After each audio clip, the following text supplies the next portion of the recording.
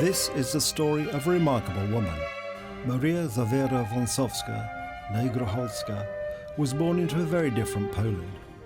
She comes from an old Polish noble family with long patriotic traditions. As a young girl, at the outbreak of the Second World War, she saw first Russian and then German troops in her family home. Arrested with her family and held in prison by the Gestapo, she later joined the Polish underground and fought under her uncle, Remigiusz Grocholski. In 1944, she participated in the Warsaw Uprising, fighting in the Mokotów district. In this program we hear, in her own words, the remarkable story of her life during those dark days, culminating with her heroism during the Warsaw Uprising, for which she was awarded one of Poland's highest military medals.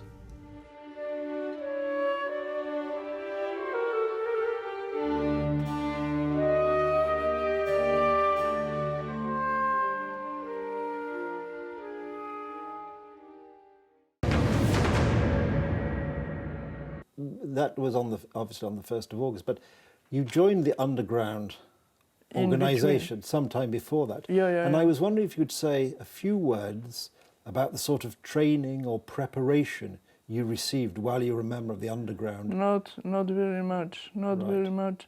We knew by my uncle. I was visiting him very often, and he was organizing like between me and his children, older, he was giving a lesson of life. How do you act in such a moment or such a moment? That's fantastic what we learned from him. And of course, we have been going to see him rather often. And once I was with him. We have been out of Warsaw because he with some guys, they were checking on the train passage how to put something in correctly when the train is coming, and that has to be blow up. To blow up the train, yes. Yeah. Excellent. We have been very, and we have been over there during this time because that was looking like Papa and children for a walk, and they shouldn't be looking at us, crying what was and how to put. But I remember he wanted to see not when the first train is coming, but some wagons after third or fourth. That was a question how to do that, to make the bank not at once, you know. To make it most effective, yes, cause the most damage. Yeah.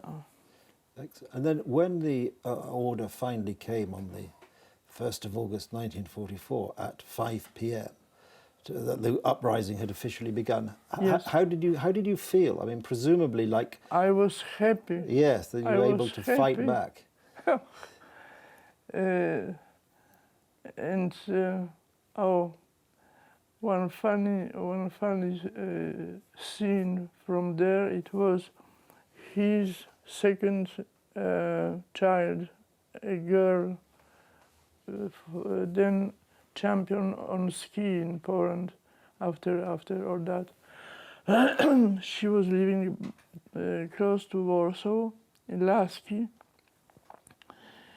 I took her on my bicycle. She was sitting here with our packages. It was for bloody stuff, you know. She was sitting here, and I was pedaling to put her in Warsaw, that she joined her regiment, and then I was going to my regiment. The evening I joined my regiment, and at 5 o'clock I was over there. I was walking to another place because it was an order, and I remember that I was falling asleep walking. We had during the night a little rain, and I was sleepy, I was tired, I was falling asleep walking. I never forget that because it's not easy.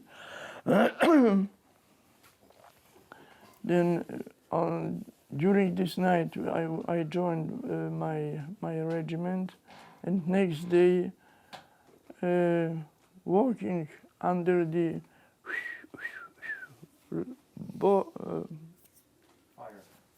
Fire.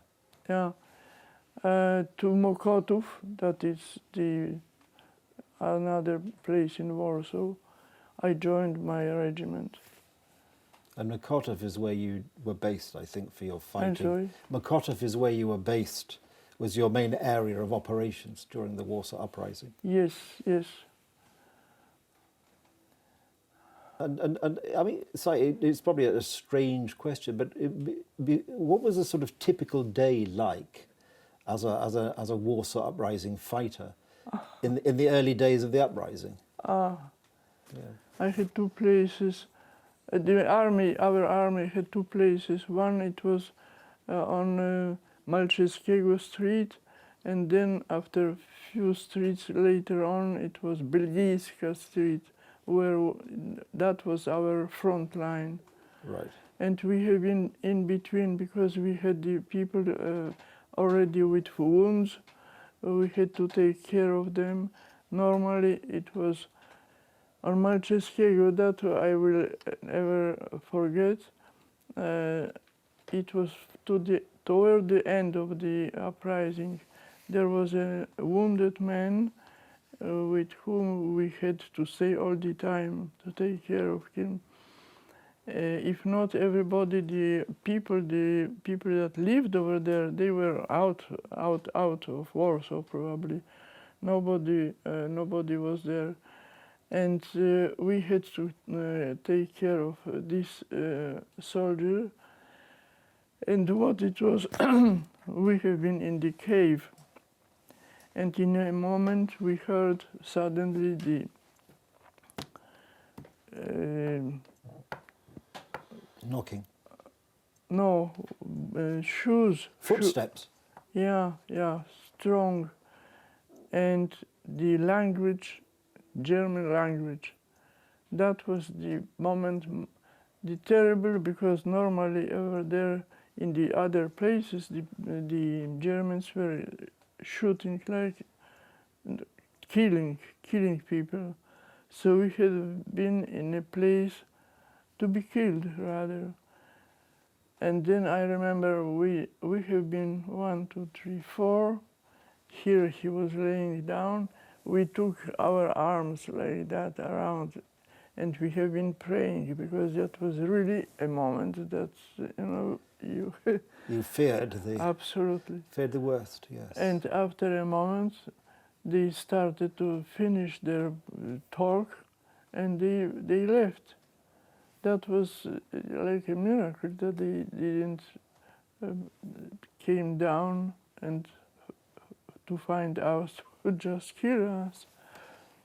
Yes.